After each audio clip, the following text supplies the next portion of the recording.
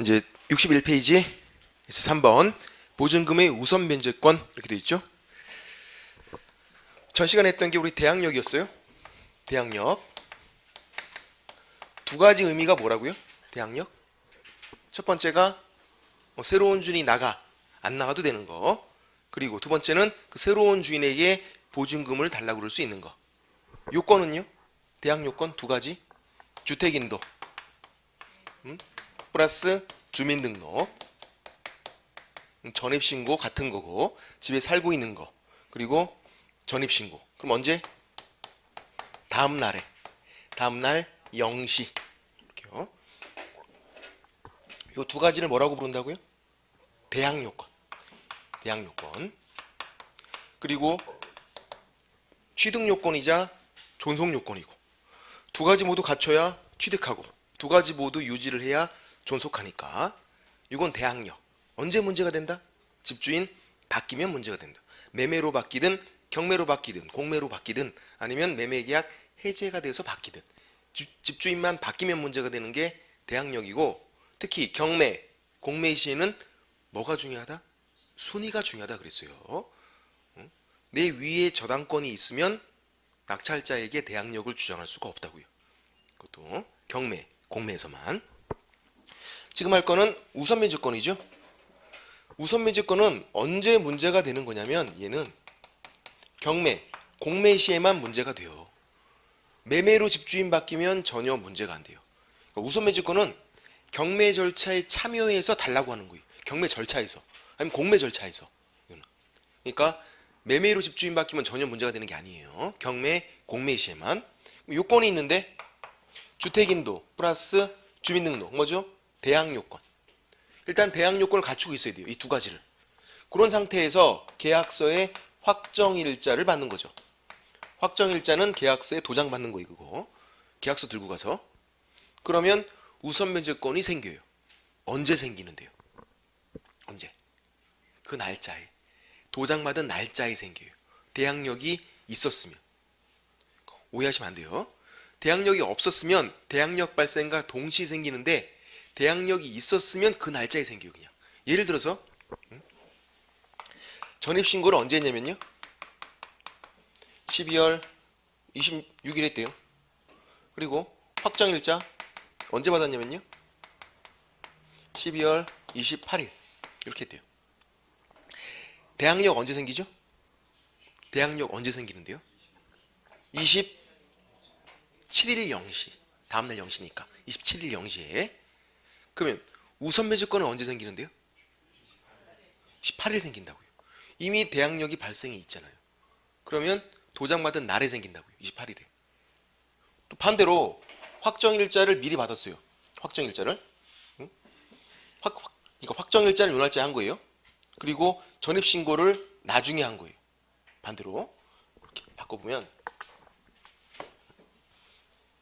요때 확정일자 도장을 미리 받고 특이하게 전입신고를 나중에 한 거예요.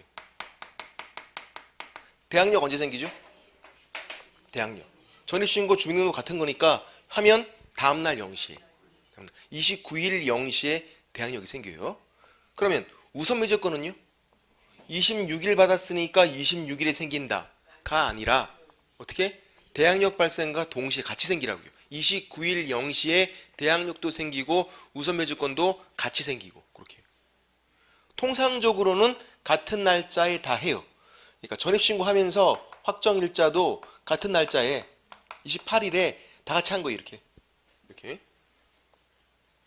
언제 생기죠 그러면? 같은 날짜에 다 했어요. 언제 생기죠? 29일 0시에. 왜? 대항력이 그때 생기니까. 같은 날짜에 하면 28일을 하면 29일 0시에 대항력 생기고 또 같이 우선매제권도 같이 생기고 이렇게. 대항력이 있었으면 그 날짜에, 없었으면 대항력 발생과 동시에 생기고. 또 주의사항은 진짜 주의사항은 이거예요. 시험에도 매번 나오는 게 이거죠. 확정일자. 얘는 뭐의 요건이다? 우선매제권. 확정일자 대항력 요건이다. X.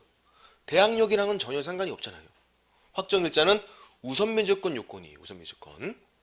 그리고 이제 지금 설명할 최우선 변제권의 요건도 아니에요. 최우선 면제권이라는 것도 있어요.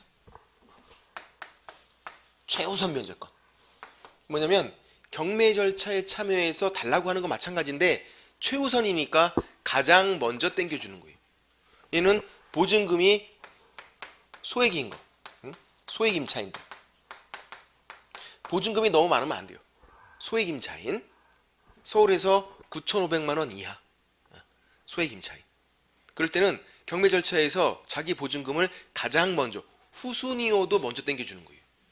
최우선 면제권. 의미는 요건이 주택인도 플러스 주민등록. 뭐죠? 대항 요건이에요. 대항 요건만 갖추면 돼요. 뭐는 요건이 아닌데요? 확정일자. 확정일자는 요건이 아니라고요. 확정일자는 뭐의 요건이다? 우선매주권. 그렇게 매치가 잘 되어 있어야 된다고요. 확정일자 보이면 무조건 우선매주권. 확정일자는. 확정일자 대항력 요건이다. X. 확정일자 최우선 면제권 요건이다. X. 우선 면제권과 최우선 면제권은 다른 거예요. 따로따로예요. 우선 면제권은 경매 절차에 참여해서 달라고 해요. 달라고 하면 그러면 순서대로 받는 거예요. 자기 위에 선순위가 있으면 선순위들 다 챙겨주고 남은 거 받는 거예요. 그냥 차례대로 줄 서서.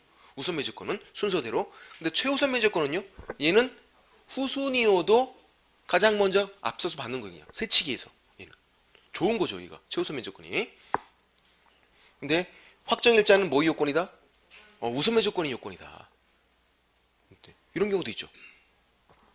보증금 소액 임차인이 확정일자도 받았대요. 받은 거예요. 그냥. 보통 다 전입신고하면서 확정일자를 받으니까 그럼 어떻게 되는 건데요? 두 가지가 다 있는 거죠. 그러면 확정일자 받았으니까 우선 면제권도 있어요. 그리고 내가 보증금이 소액이면요? 최우선 면제권도 있는 거예요. 두 가지가 다 있는 거예요. 그럼 보증금을 다 받을 확률이 제일 높겠죠. 두 가지가 다 있는 게. 그래서 소액 임차인도 확정일자를 받아두는 게 유리해요. 이거 필요 없는 거야. 너는 소액 임차인이니까, 너는 소액 임차인이니까 확정일자 필요 없어. 이게 아니라 받아두면 더 유리하다고요. 귀향이면 두 가지 있는 게 더 좋은 거니까. 결론은 이 세 가지가 따로예요. 한 임차인이 이 세 가지를 다 가질 수도 있어요. 아니면 한 임차인이 두 가지만. 아니면 한 임차인이 한 가지만 가질 수도 있고. 그 요건 해당하면 그냥 다 갖는 거예요. 그냥 이게.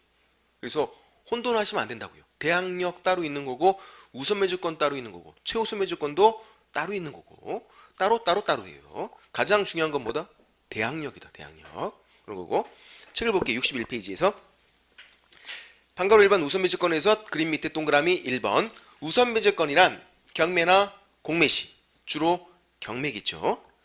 환가대금 이게 낙찰대금이에요. 그래서 후순위 권리자 동그라미죠. 선순위 권리자 X예요. 우선 변제권인데 선순위 권리자가 보이면 안 돼요.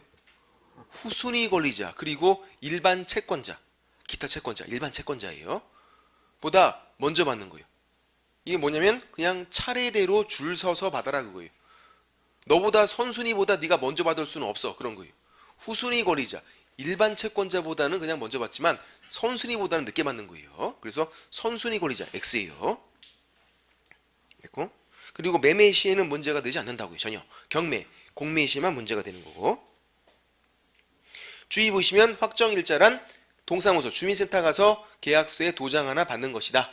근데 꼭 주민센터 가서만 받아라. 그거 아니에요. 법원, 등기소, 공증인사무소 다양해요. 주로 우리가 주민센터, 동사무소 가서 받는 거지만 주로 꼭 거기서만 받아라. 그건 아니란 말이에요. 법원, 등기소, 공증인사무소 다 가능해요. 그게 동그라미 2번에 나오죠. 그리고 임대인 동의도 필요 없죠. 확정일자 받을 때 임대인 동의를 꼭 받아와. 그러면 또 의미가 없어요. 임대인들은 뭐 해달라고 하면 안 해주잖아요. 동의 받아와. 동의해주는 임대인이 없어요. 그래서 동의 필요 없고 임차인이 그냥 계약서 들고 가서 전입신고하면서 도장 하나 딱 받으면 돼요. 간단해요. 그리고 그 다음 동그라미 3번 대항요건 플러스 확정일자 받으면 우선매주권이 발생한다. 그래서 대항요건 뭐였죠? 주택인도 플러스 주민등록 이 두 가지에다가 확정일자까지 받으면 그 날짜에 생기는데 대항력이 있었으면 그 날짜에 대항력이 없었으면 대항력 발생과 동시 생긴다. 아까 설명드린 거 밑에 있는 그림이 이해가 되면 다 이해가 된 거예요. 그냥 그 박스가. 예, 됐고 뭐 어려운 건 아니고. 다시 62페이지. 60페이지 동그라미 4번. 이것도 중요하죠.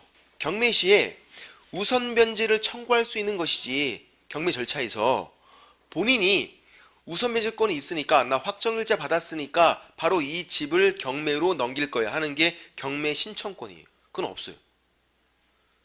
저당권자는요, 돈 안 갚으면 바로 그냥 경매로 넘기면 돼요. 소송 제기 필요 없어요. 저당권자는, 은행은 바로 경매 넘겨요. 피도 눈물도 없이 바로 그냥. 그거.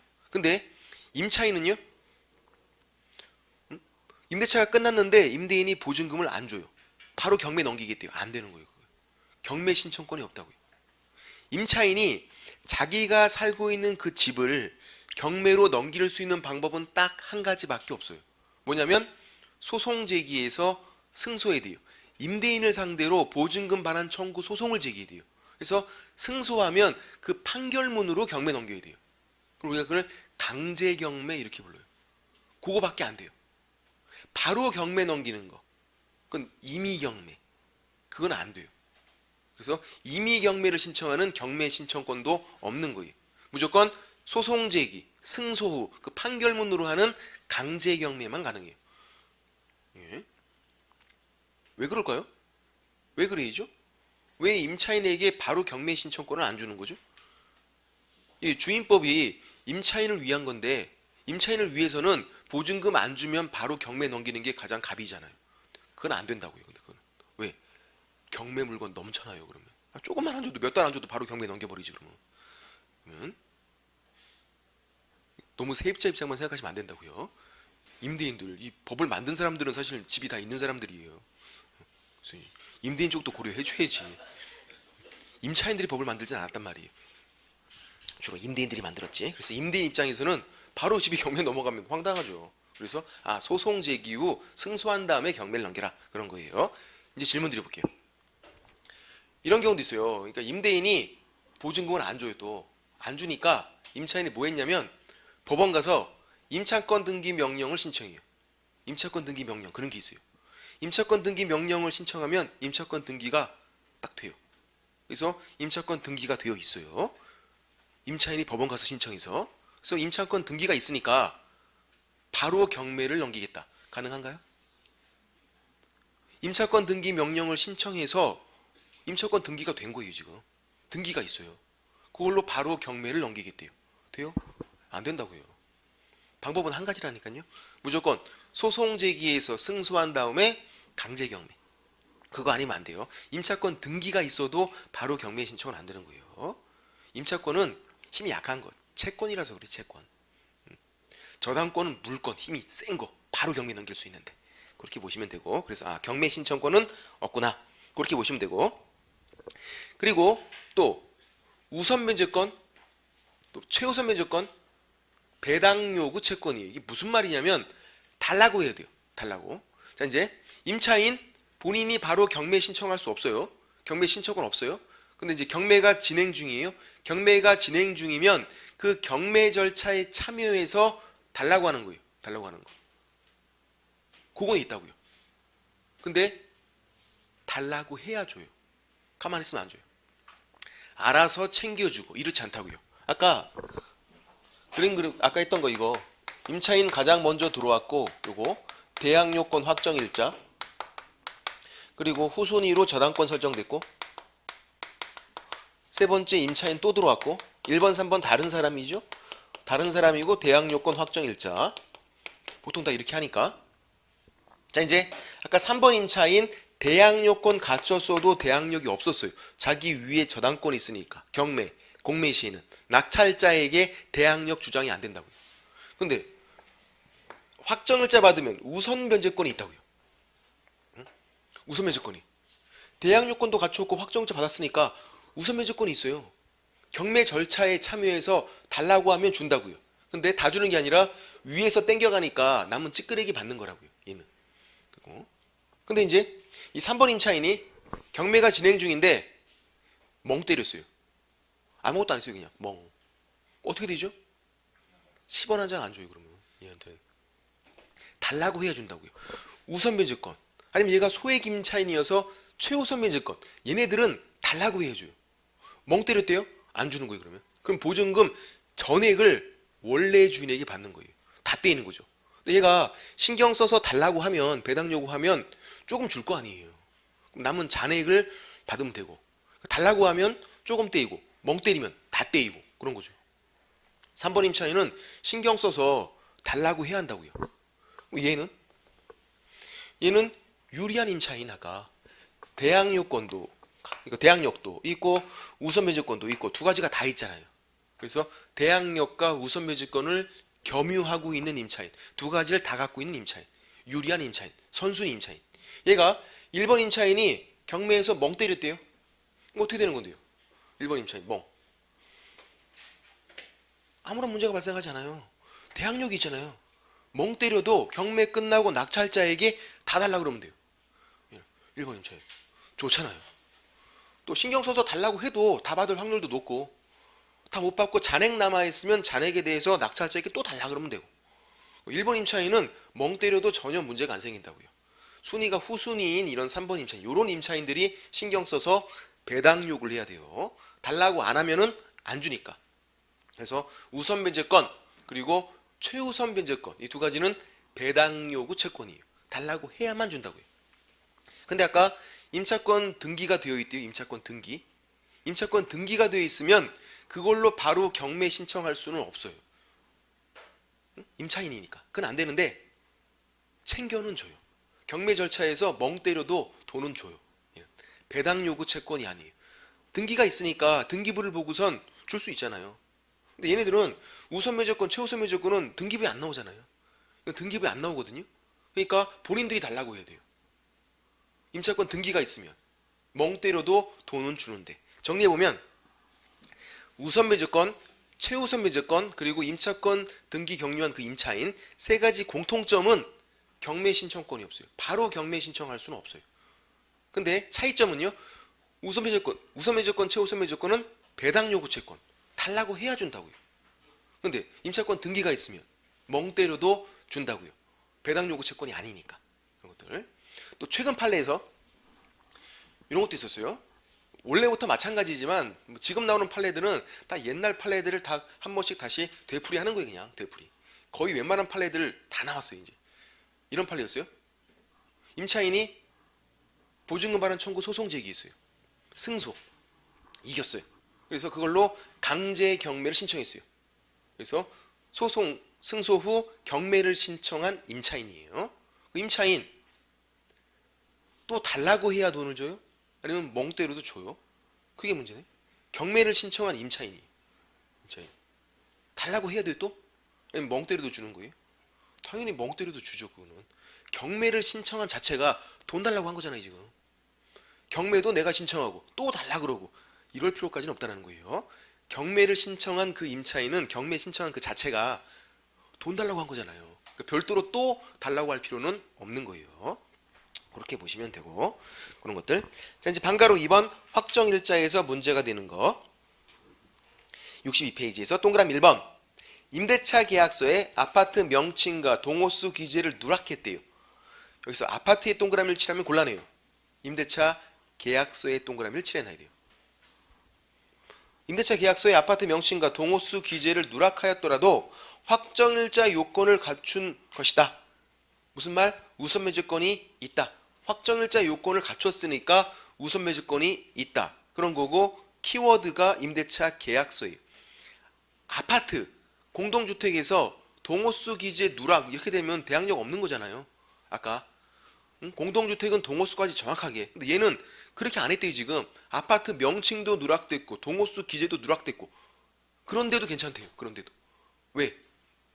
계약서만 잘못된 거니까. 가로 보시면 전입신고는 똑바로 잘한 거예요. 아파트에서 동호수 똑바로 안 되게 지금 이게 전입신고 받아줘요? 안 받아줘요. 당연히 동호수는 정확하게 전입신고가 됐어요. 됐는데 확정일자를 받은 그 계약서가 좀 잘못된 거래요. 그건 상관이 없대요. 그래도 확정일자 받긴 받은 거니까. 또 만약에 이 사람이 전입신고 자체를 잘못했으면 어떻게 되죠?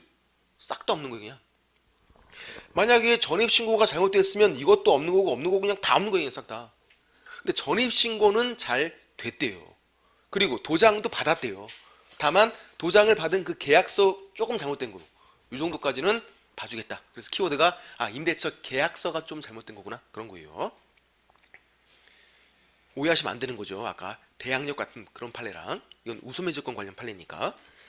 동그라미 2번. 대항력과 우선매주권을 모두 갖춘 임차인.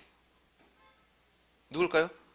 대항력과 우선매주권을 모두 갖춘 임차인. 누구죠? 여기서? 누구? 이거 1번. 선순위. 시험 문제에서 판례도 마찬가지예요. 친절하게 선순위다, 후순위다 안 나와요. 이렇게 나와요. 이렇게. 대항력과 우선매주권을 겸유하고 있다. 같이 갖고 있다. 두 가지 다 있으니까 1번이구나. 이렇게 우리가 생각을 하셔야 돼요. 친절하게 선순위, 유리한 임차인입니다. 이렇게 안 나오니까요.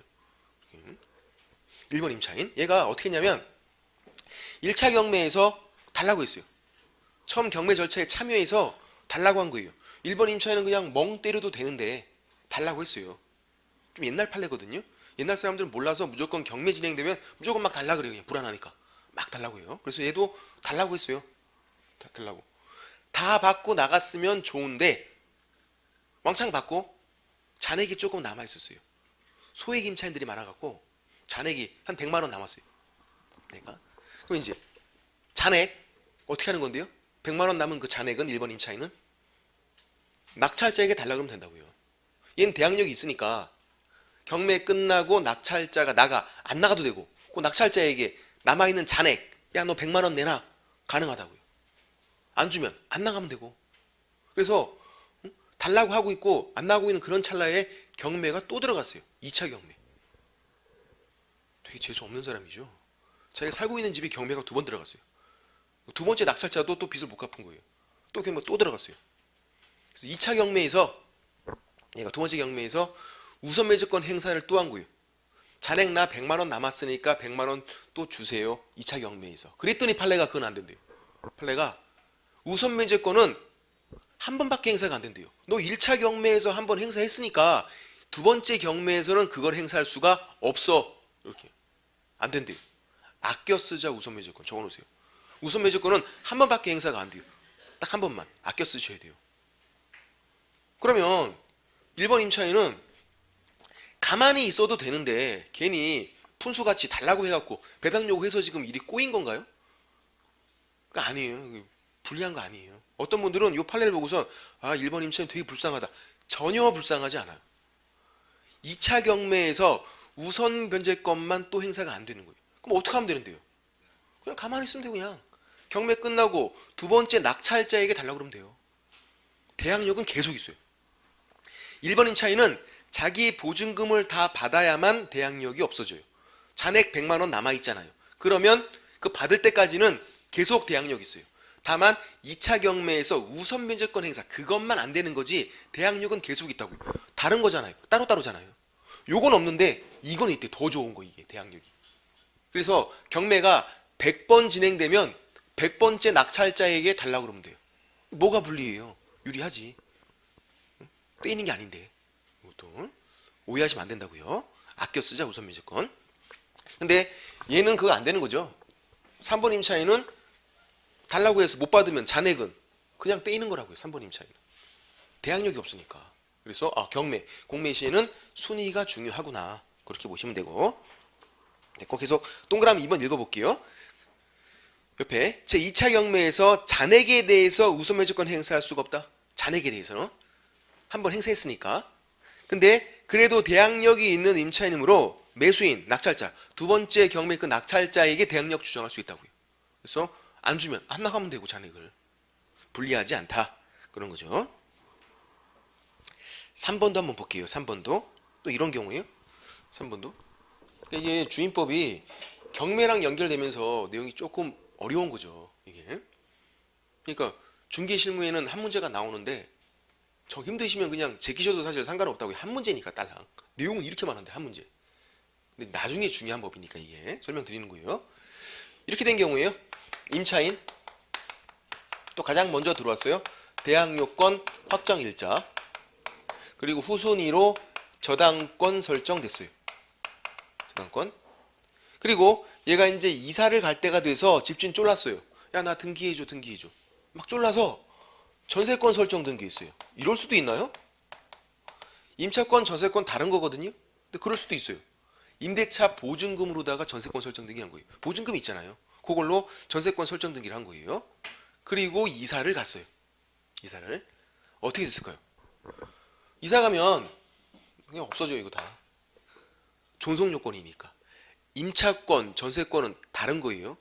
임차권은 채권이고 전세권은 물건이 완전 다른 권리예요. 한 사람이 임차권과 전세권 두 가지를 동시에 가질 수도 있어요. 어떤 경우냐면 임대차 보증금으로 전세권 설정 등기하고 전입신고도 하면 두 가지가 다 있는 거예요. 근데 얘가 어떻게? 이사 갔다고요. 그럼 이거 끝. 위에 거는. 전세권은요? 있죠. 등기가 돼 있잖아요. 등기는. 등기가 없어지는 건 아니니까 있어요. 그리고 이런 상태에서 경매가 들어갔어요. 이제 또. 그러니까 이제 경매 들어갔어요. 얘는 어차피 없는 거예요. 그리고 얘는 자기 위에 저당권이 있으면 또 없어져요. 경매로. 소멸돼요. 경매에서는 순위가 중요하거든요. 이 저당권 위에 있나 밑에 있나. 전세권이 자기 위에 또 저당권이 있으면 없어지는 거예요. 경매에서. 그냥 소멸돼 버려요. 달라고 했대요. 얘는 달라고 할 수 있나요? 안 되죠. 왜? 없다니까요. 이사 가는 순간에. 얘가 1번, 얘가 2번 돼요. 전세권은 등기가 되어 있으니까 경매로 없어져도 달라고 할 수는 있어요. 경매 절차에서. 근데 순위가 후순위. 얘가 싹 쓸어가요. 싹 쓸어가고 얘가 남은 찌끄레기 받아요. 그래서 얘가 소송 제기한 거예요. 내가 먼저 분명히 전입신고도 했고 나 이렇게 등기까지 했는데 왜 나를 조금 주냐고. 이게 말이 되냐고 이게. 얘가 소송 제기했어요. 판례가 어쩔 수 없대요. 왜?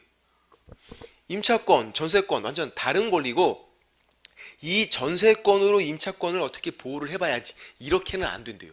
성격이 완전 다른 권리라서. 넌 그냥 이 두 가지가 다 있는 사람인데 너 이거 이사 갔기 때문에 그냥 없는 거고 후순위로 그냥 전세권만 갖는 거야. 네가 후순위니까 조금 받는 게 맞지. 이사 가지 말았어야지 그런 거죠. 이사 안 갔으면요 두 가지 다 있는 거예요. 그럼 안 떼이죠. 이사 가서 이런 일이 생긴 거고. 그리고 이사를 갈 때를 대비해서 다른 게 있단 말이에요. 임차권 등기. 임차권 등기 명령 신청해서 임차권 등기하고 가면 되고 아니면 민법에 따라서 임대차 등기하면 돼요. 이 임차권을 등기할 수 있다고 얘를. 근데 얘는 요거를 등기한 게 아니라 임차권을 등기한 게 아니라 전세권 설정 등기 있잖아요. 등기 자체를 잘못했잖아요. 그런 건 얘 책임이에요. 저 잘 몰랐거든요. 그런 거 안 통해요. 모르니까 공부해야지. 어쩔 수가 없는 거예요. 이거는. 임차권, 전세권은 다른 거다. 따로다 그거예요. 전세권으로 임차권 보호할 수는 없어요. 등기도 잘못했고 임차권 등기가 돼 있으면 이사 가더라도 옛날 게 그냥 쭉 유지가 되는 건데 그걸 안 하고 전세권 설정 등기 있잖아요. 어쩔 수가 없는 거예요. 그래서 공부를 해야 한다. 모르는 사람에게는 혜택을 주지 않는다고요. 우리는 공부를 안 했으니까 그건 다 네 책임이지. 공부 안 한 거는. 공부해야 돼요. 요 반대도 있어요. 특이하게. 별의별 게 다 있죠. 이런 경우에요. 반대는 저 보면 전세권 설정 등기 먼저 있어요. 보증금으로다가 전세권 설정 등기를 먼저 한 거예요. 그리고 후순위로 저당권 설정된 거죠. 이렇게요. 저당권을 설정할 것 같으니까 이렇게 한 거죠. 지금 얘가 먼저. 그리고 나서 이제 전입신고한 거예요. 임차인. 1번, 3번 같은 사람이 같은 사람. 이런 상태. 대항요건 확정일자 두 가지 다 갖추고 있어요. 보통 이렇게 하니까 이사 안 갔어요. 다행이에요. 이사 안 갔어요. 그럼 두 가지가 다 있다고요.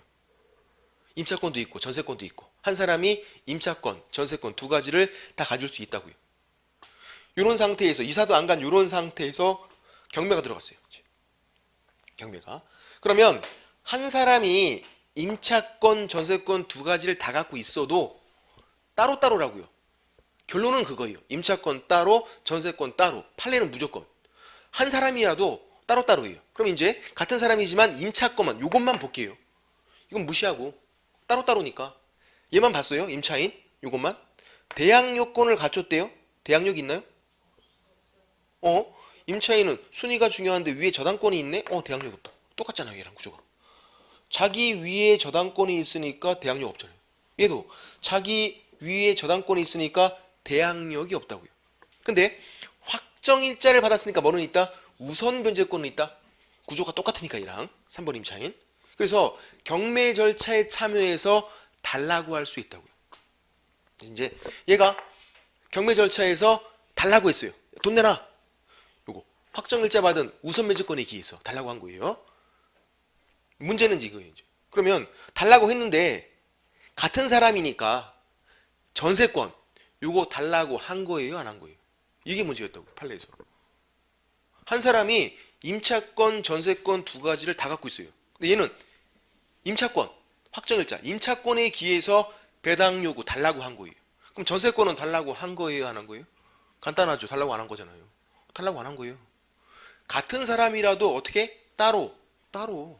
전세권은 전세권에 기해서 따로 달라고 그래야지. 임차권만 달라고 했잖아요. 그거를 전세권으로 달라고 한 거로 볼 수가 없다. 왜? 따로니까. 결론은 임차권 따로, 전세권 따로. 한 사람이 임차권, 전세권 두 가지를 다 갖고 있어도 권리를 행사할 때 따로따로 행사라고요. 성격이 다른 권리니까. 또 전세권으로 임차권을 보호하겠다. 안 되는 거고 택도 없는 소리고. 성격이 완전 다른 권리니까. 그것도 결론은 임차권 따로, 전세권 따로예요. 그렇게 된 거죠. 뭐 그런 판례들 어렵지는 않잖아요.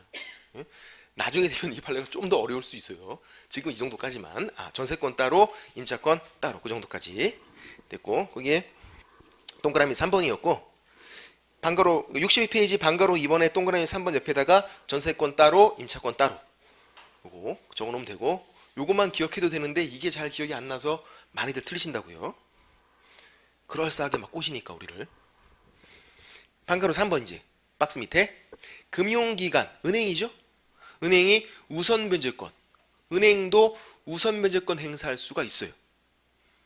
이걸 설명드리기 전에 다른 거 하나 설명을 드려볼게요. 이런 경우에요. 예를 들어서 임차권 동의 얻어서 양도할 수 있어요. 팔 수 있어요. 그래서 이제 동의 얻어서 임대인 동의 얻어서 임차권을 임차인이 팔았어요. 임차권 양수인, 새로운 주인이에요. 새로운 주인은 우선 변제권 행사할 수 있어요. 임차권을 양수를 받아왔으니까 동의 얻어서. 근데 그 우선 변제권이 누구 거였죠? 원래 임차인 거. 원래 임차인 거를 같이 사온 거예요, 그냥. 그게 좋잖아요. 만약에 자기께 새롭게 생겼다. 아무 의미가 없다고요, 그거는. 순위가 뒤로 밀렸으니까. 원래 임차인 거를 땡겨서 내가 샀다. 그런 의미가 돼야 의미가 있는 거지.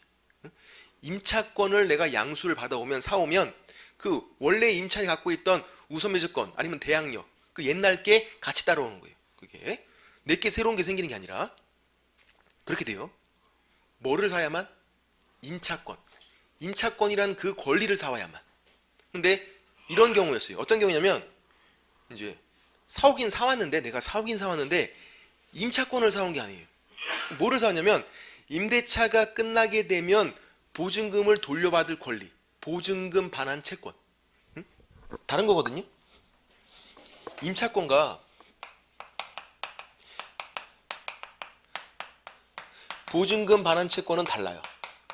이게 왜 다를까요? 왜 다르죠? 말이 다르면 당연히 다른 거지. 임차권은 뭔데요? 월세를 살 수 있는 권리. 얘는 뭔데요? 보증금을 돌려받을 권리. 같은 게 아니죠, 당연히. 근데 아까 임차권을 양수를 받아왔으면 우선 변제권, 대항력 같이 따라와야 다. 옛날 게. 근데 이 사람은 요구를 산 게 아니라 보증금만 돌려받을 권리, 보증금 반환 채권만을 양수를 받았어요. 그것만. 그러면 우선 변제권 행사할 수 있나요? 안 된다고요. 안 따라와요. 임차권을 산 게 아니니까. 대항력 따라오나요? 안 따라와요. 요 권리만, 보증금 반환 채권만 그것만 그냥 달랑 산 거예요. 그것만. 우선 변제권 아니면 대항력 그런 거 안 따라온 거예요. 이렇게. 근데 이제 은행 같은 경우에는 이 보증금 반환 채권 요것만 사와도 우선 변제권이 인정이 된다. 그거예요. 그게 방가로 3번이에요. 금융기관 등의 우선 변제권이. 일반인들은요 반드시 임차권을 사와야 돼요. 근데 은행은 그럴 필요 없대요. 은행은 보증금 반환 채권 요것만 양수를 받아도 양수한 금액에서 뭐 1억인데 5천만 원만 양수해 온 거예요. 그럼 5천만 원 범위 내에서 인정이 된다 그런 거예요. 그러니까 보증금 반환 채권을 양수받은 사람이 사온 사람이 일반인인지 은행인지를 잘 보셔야 되는 거예요. 됐고 그래서 방금 3번에 금융기관 등의 우선매주권 금융기관 반드시 은행이 된단 말이에요. 일반이면 안 되고 동그라미 1번 동그라미 1번만 보시면 되겠네요. 금융기관 등이 우선매주권을 취득한 임차인이 보증금 반환 채권을 계약으로 양수한 경우에 보증금 반환 채권을 양수했잖아요. 그런 경우에도 양수한 금액이 범위 내에서 우선매주권 행사할 수가 있다. 그런 거고 동그라미 2번은 그 우선매주권을 행사하기 위해서 임대차 계약을 해지하거나 막 그렇게 하는 거는 안 된다. 그런 거죠. 그런 거고 동그라미 1번까지만 기억해도 충분하다. 누가? 은행이 은행 금융기관. 일반인들은 어떻게 해라?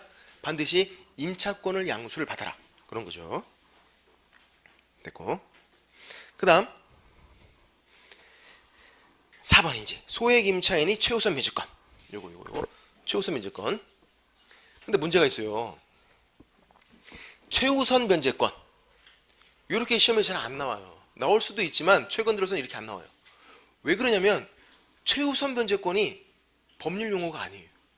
그냥 강학상 용어. 우리가 강의할 때만 쓰는 용어예요. 법률에는 최우선 변제권 그런 말이 전혀 없어요. 전혀. 뭐라고 되어 있냐면 이렇게 되어 있어요. 보증금 중 일정액. 보증금 중 일정액에 대한 우선 변제다 이렇게 되어 있어요. 이 우선 변제권은 보증금 전체에 대해서 주세요 하는 거예요. 다만 순서가 후순이면 조금밖에 못 받는 것뿐이고 자기가 후순이면. 근데 이 최우선 변제권은 보증금 전부 다를 가장 먼저 주세요 이렇게 하는 게 아니에요. 보증금 중 일부만. 예를 들어서 9,500만 원이면 3,200만 원까지만. 9,500만 원이라는 보증금 전부에서 3,200만 원까지만. 그 일부만, 일정액만 가장 먼저 주세요 하는 거예요. 보증금 전부를 가장 먼저 주세요. 이건 안 되는 거고. 그래서 보증금 중 일정액 이런 말이 보이면 무조건 최우선 매주권이에요. 그러니까 단어를 보고 힌트를 얻으셔야 한다고. 단어를 보고서. 친절하게 최우선 매주권 안 나오니까. 자, 확정일자 나오면 뭐라고요? 무조건 우선 매주권. 확정일자 나오면. 확정일자가 대항력 요건도 아니고 확정일자가 최우선 매주권 요건도 아니니까 확정일자 나오면 무조건 우선 매주권 확정일자는. 근데 보증금 중 일정액 이런 말이 나오면 최우선 매주권. 보증금 중 일정액은 최우선 매주권이구나. 이렇게 1년 동안 해도 헷갈려요 또. 1년 동안이나 하는데 나올 때마다 강조하는데도 지금이 안 헷갈리죠. 지금은 별로 아는 게 없어갖고 헷갈릴 게 없어요. 나중에 되면 헷갈린단 말이에요. 또 이게 특이하게. 그래서 우선 매주권인지 최우선 매주권인지 단어를 보고선 구분하자. 확정일자 우선 매주권, 보증금 중 일정액 최우선 매주권. 읽어볼게요. 방가로 1번 최우선 매주권이란 62페이지에서 방가로 1번이에요.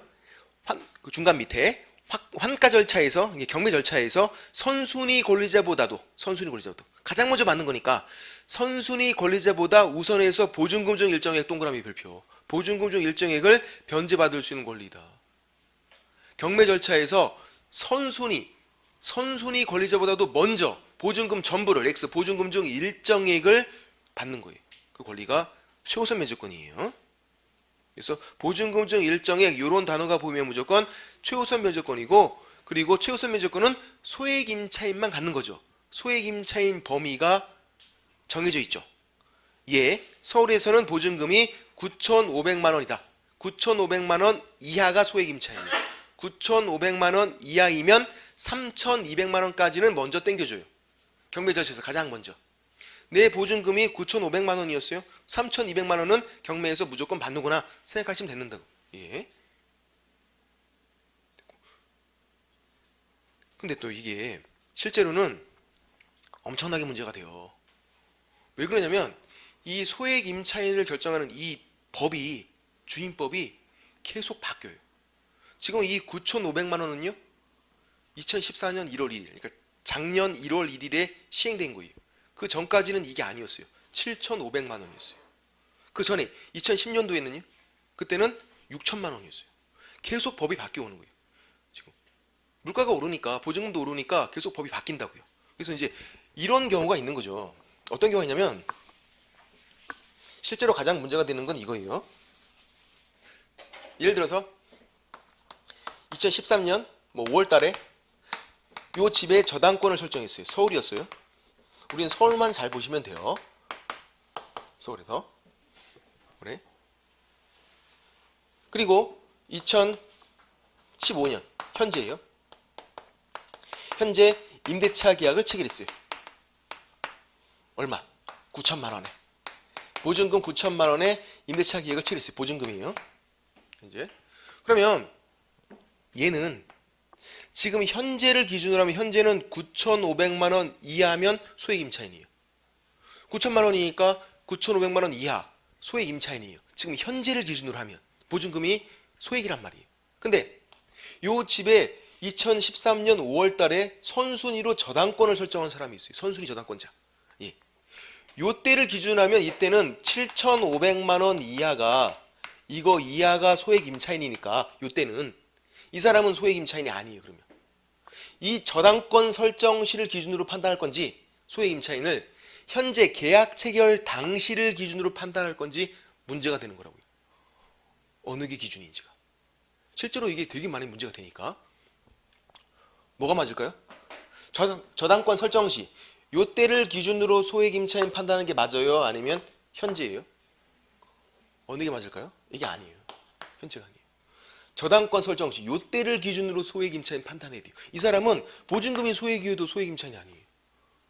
선순위 저당권자가 있으면. 그러니까 나중에 중개업할 때 보증금 소액이라고 이거 무조건 소액 임차인이에요. 이렇게 설명하시면 안 된다고요.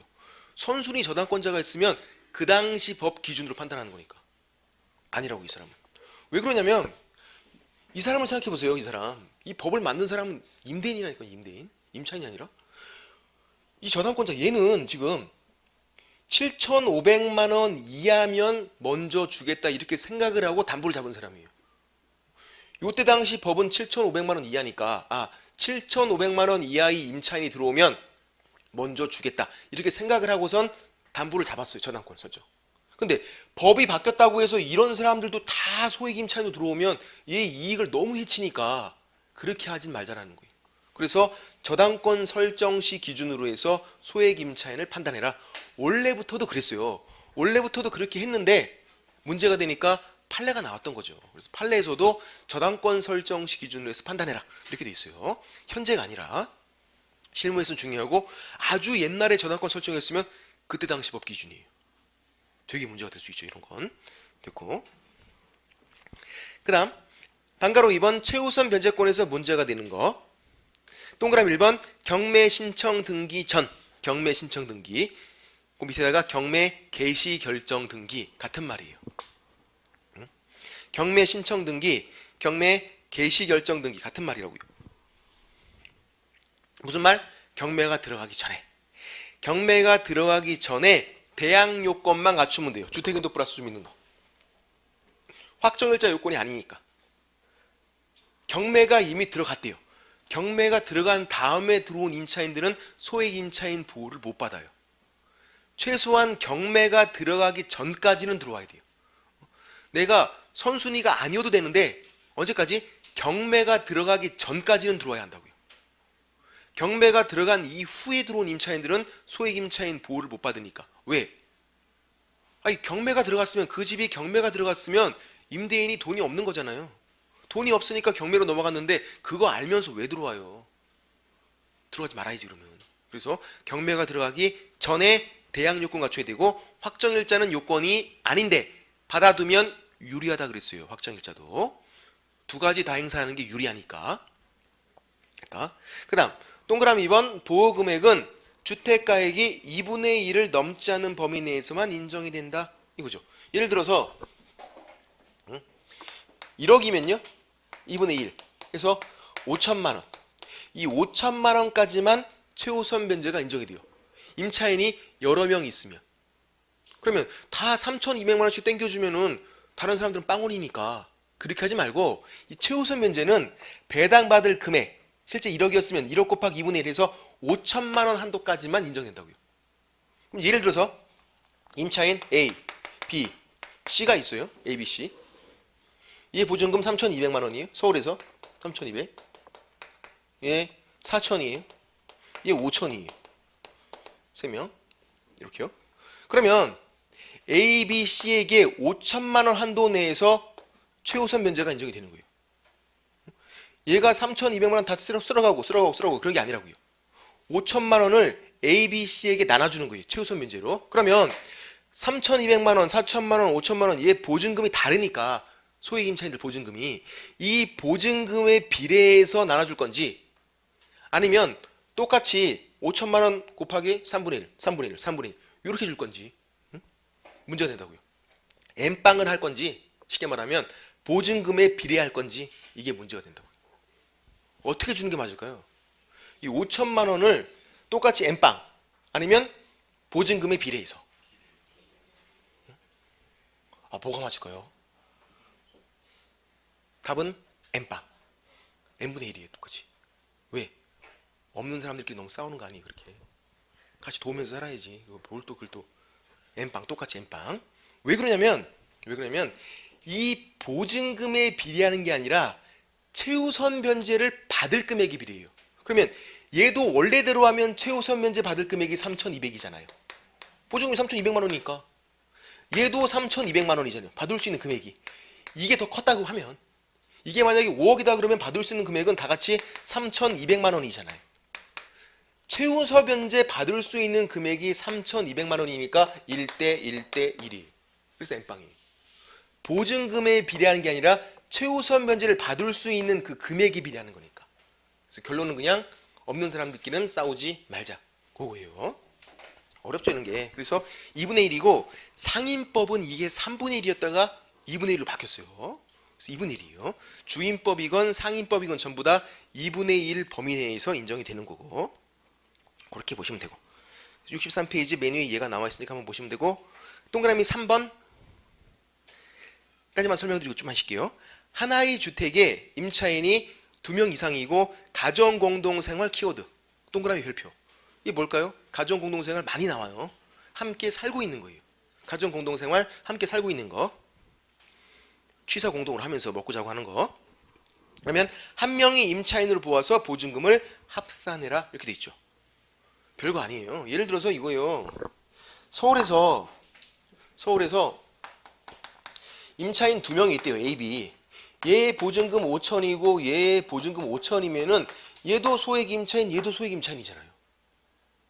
9,500만 원 이하면 소액 임차인이니까 서울에서. 그래서 얘도 소액 임차인, 얘도 소액 임차인. 그런데 봤더니 부부예요.